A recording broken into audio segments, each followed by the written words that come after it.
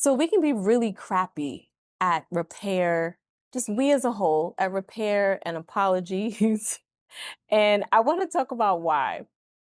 Over the years, things that I've noticed, things that I've learned in working with couples for almost a decade and being in relationship for 18 years and just living life as a human being with my friends, with my family members. You just kind of navigating people.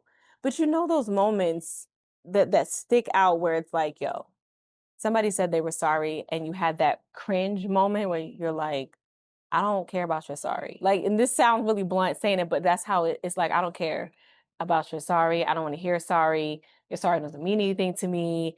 And there are very real reasons why it comes across that way and why we can't seem to get through and deal with repair in a real way. And I love repair. Okay. I feel like, you know how people nerd out on things? I feel like I nerd out on repair and conflict resolution and finding resolution.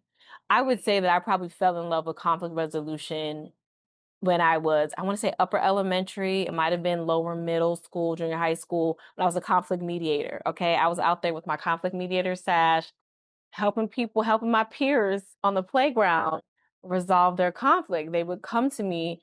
And I love that in that time I could hear them and we could figure it out and then they can go on and play, right? And I'm like, I kind of love this. Interestingly enough, the juxtaposition of being able to do that on the playground and then going home and having my parents not really be able to see eye to eye was challenging. So I saw that firsthand too, and how we skirt over a lot of stuff when we don't repair stuff. So I want to talk about there's three things that come to mind. And I know we might be over the whole like one, two, three. These aren't steps, but these are like three concrete ways in which we don't deal often with repair and apologies in a way that actually makes a difference. And I'm going to talk a lot about physical harm that we apologize for because I feel like we can resonate with that better. So I know the first thing for me is when we say sorry with no context. And that's when people are like, I'm done with you. I don't want to hear it. I'm done. I don't care about your sorry. Don't even say sorry. Just like do something different. This is what we really want. This is how we want to do something differently. This is what I would like to see shift and change. I would like you to do this thing. I would like you to not do this thing because it makes me feel this way. And we just say sorry as if it's a band-aid that we can put on anything. And let's talk about that, right? So let's say somebody broke their leg. You know what I mean? We're at the kneecap. Now it's looking like an L. You know, it's supposed to be straight, but now it's looking like this. And you're like, okay, I got you, I got you. And you get a band-aid and you put it on that knee. It does nothing. That person is still in pain. That person is still hurt. And you're like, yeah, you're good now, right? And they're like, no. And what's really challenging is that the pain and the damage is still there because you didn't care for the person. We didn't put, what is it called? The thing where you straighten the leg out and put the splint. I think it's called a splint. Correct me if I'm wrong. But you put the splint and you wrap it and you want to put it back in place so that it can heal. None of that happened. You just put a useless band aid on it and was like, see, band aid, great. And that's what we do, emotionally. But I think it resonates better when I'm a visual person. When you have a visual representation of like, yo, if somebody's leg was broke and now in an L shape and we put a band-aid on it, it wouldn't make any sense. But the reality is that when we see something physical, we react to it differently because we can see it. It's visual, it's in front of us. The person, we can understand like that physical pain and the emotional hurt, that the thing we're apologizing for, we can't see it. Sometimes we don't even understand it because we might have reacted differently. It might not have hit us like it hit them. And so we're like, oh, I don't even get why you're upset. But the hurt is real. It's like that broken leg. And when you say I'm sorry with no context, when I say I'm sorry with no context, when we say I'm sorry with no context, we're putting a band-aid on a broken leg that's like really, really broken. And what that does, and I feel like we resonate with what it does, because what that does is it puts us in a position, and I've seen this time and time again, almost like the same movie scene playing over and over again with different people, where it's like, okay, the damage is still there, and now I engage with this person differently. I walk on eggshells. I shut down instead of saying what I actually want to say. So I'm not truthful. I'm not honest. I don't feel safe to be honest with you. I don't feel emotionally safe.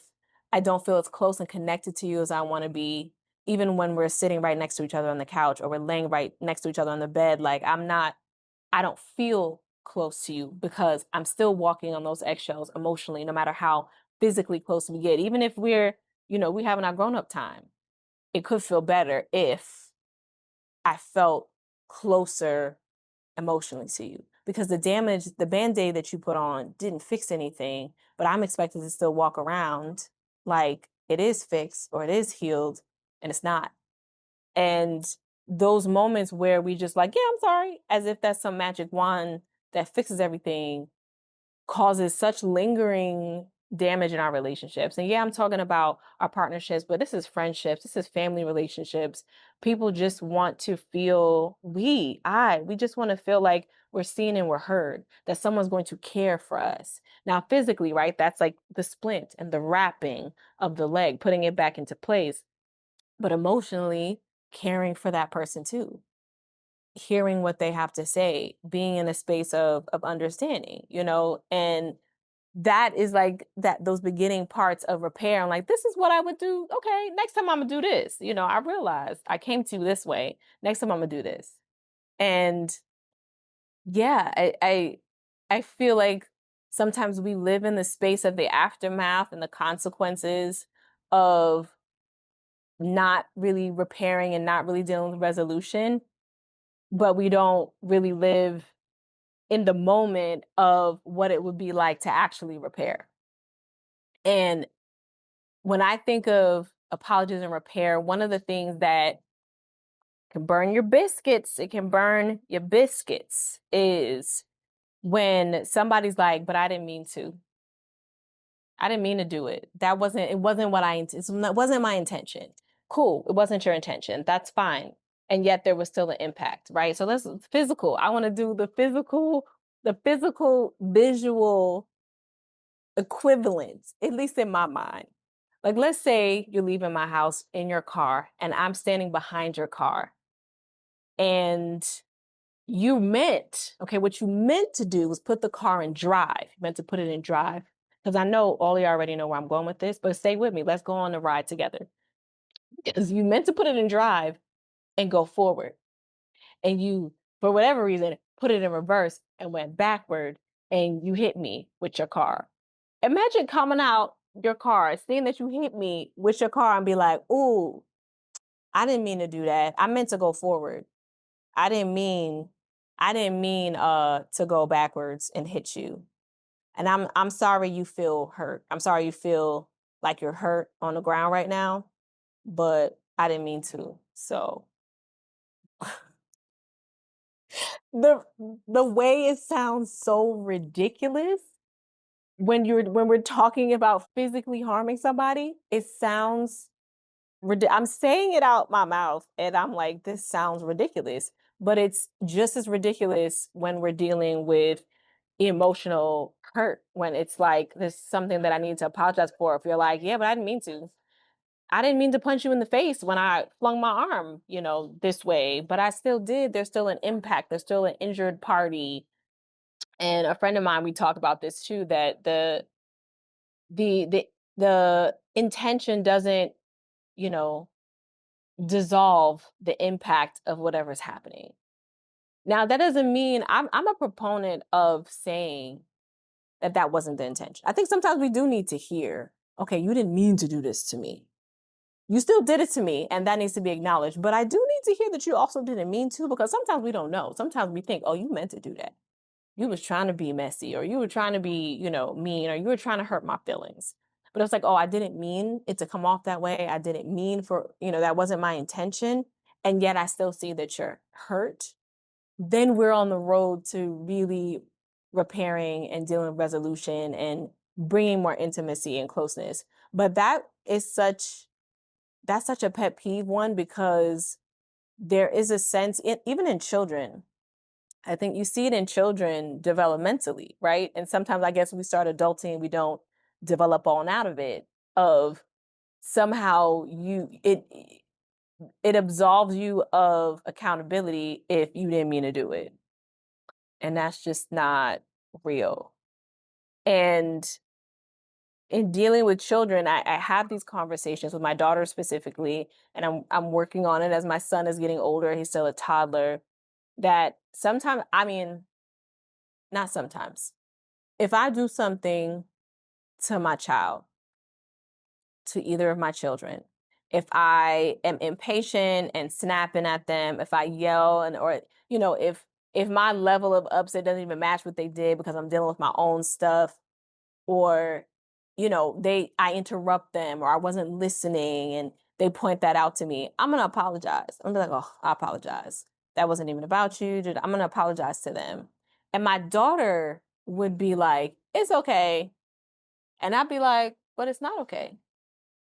It's not okay that I snapped at you just because I am overwhelmed in this moment. I could have handled that differently. It's not okay. And I feel like in this last piece that comes to mind, this is the piece that I don't think we think about a lot, is we don't receive the apology in a way that actually is going to help with the resolution.